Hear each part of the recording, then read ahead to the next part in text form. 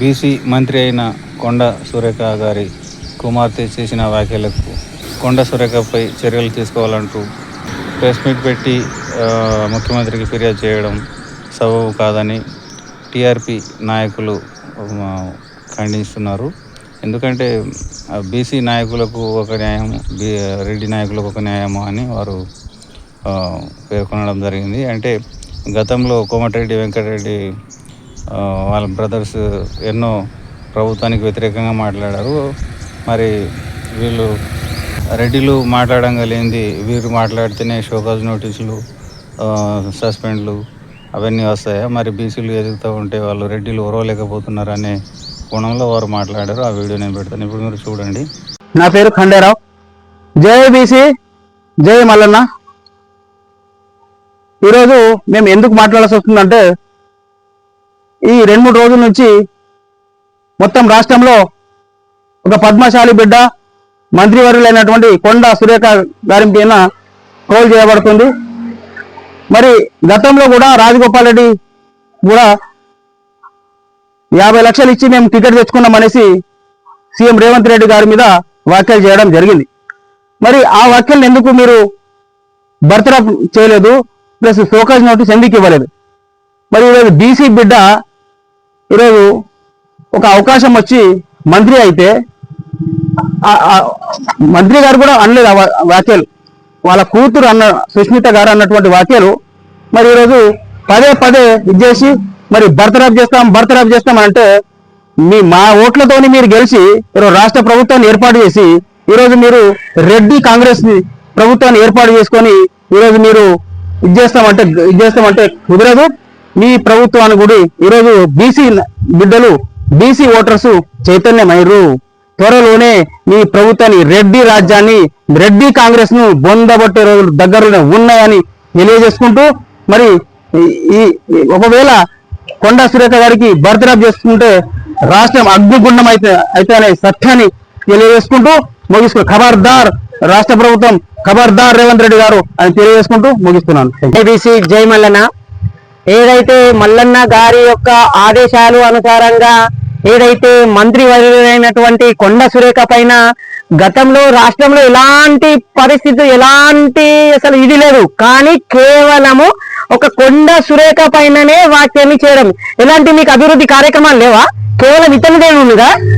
తస్మాత్ జాగ్రత్త రేవంత్ రెడ్డి గారు, మీకు ఒకటే హెచ్చరిస్తున్నా. అవునండి, మీరు స్వదేశీ నుంచి విదేశీ నుంచి రాగానే మీరు ప్రెస్ మీట్ పెట్టడం ఎందుకు అంటే మీకు అర్థమైపోయింది మీకు బల నిరూపణ లేదు అని స్పష్టంగా ఏర్పడింది.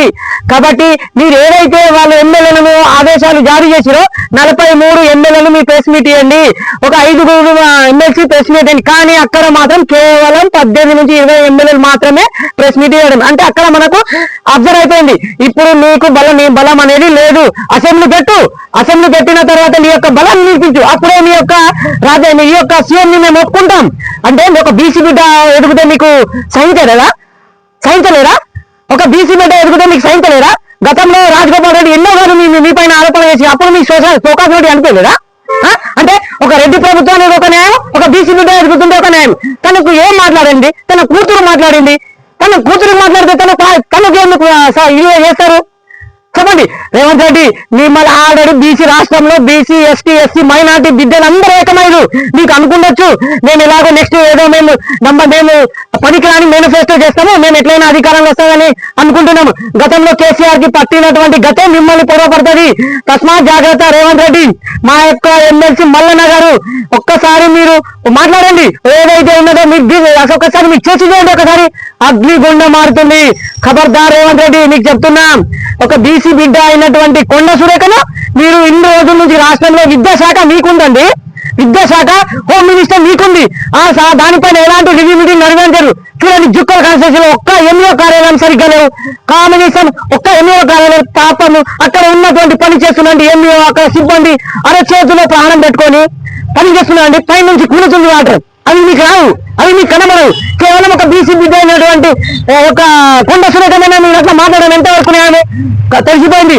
మీ యొక్క రెడ్డి ప్రభుత్వాన్ని మేము కాపాడుకుంటామని తెలిసిపోయింది. ఒక్కసారి మీకు దమ్ముంటే రాజగోపాల్ రెడ్డిని మీరు ఒక షోకాజ్ నోటీస్ ఇవ్వండి. మీకు అంత దమ్ము ఉందా? మీకు ఇవ్వలేరు. ఎందుకంటే ఆ యొక్క మొత్తం అయ్యలేరు. ఎందుకంటే ఆ యొక్క వేళ ఇస్తే కనుక మీ యొక్క ప్రభుత్వం ఖచ్చితంగా కూలిపోతుంది. కాబట్టి తస్మాత్ జాగ్రత్త.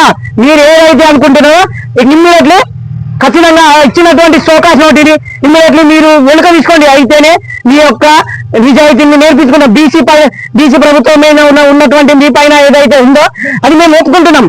ఒక్కసారి మీకు దమ్ము ఉంటే అసెంబ్లీ పెట్టండి. మీరు అసెంబ్లీ పెట్టండి, అప్పుడు బలం నిరూపణ చేయండి. ఎవరిని కోటేయరు, ఎవరు ఏ ఎమ్మెల్యేని కోటేయరు. కాబట్టి ఖచ్చితంగా అప్పుడు ఎందుకంటే నీకు చాట కాదు, ఇప్పుడు నీకు తెలిసిపోయింది, నీకు కూడా తెలిసిపోయింది. నేను ఉన్న రోజులే అన్ని కూడా అన్ని దోచుకుంటా, రాష్ట్రానికి మొత్తం దోచుకొని మా బిడ్డలు ఇద్దరు మొత్తం కాపుకుంటా అని నీకు అర్థమైపోయింది. కాబట్టి ఖబర్దార్ రేవంత్ రెడ్డి, ఇప్పుడైనా మేలుకో. బీసీ ప్రభుత్వం పైన, ఎస్సీ ఎస్టీ మైనార్టీ బలహీన వర్గాల పైన పెట్టండి. ఒక్కసారి ఏమైనా పెట్టండి. ఒక్క బీసీ ఎస్సీ ఎస్టీ మైనార్టీ పదవులకు ఇస్తే మాత్రం మీరు సహితలేరు. రాష్ట్రంలో ఉన్నటువంటి 43 రెడ్డి ప్రభుత్వాన్ని తెలంగాణ మల్లనగర్ సర్జికల్ స్ట్రైక్ లో 59 లో మీ యొక్క రాష్ట్రాన్ని మొత్తం అగ్ని ఉందని ఒక బాంబు తెలిసిపడుతుంది.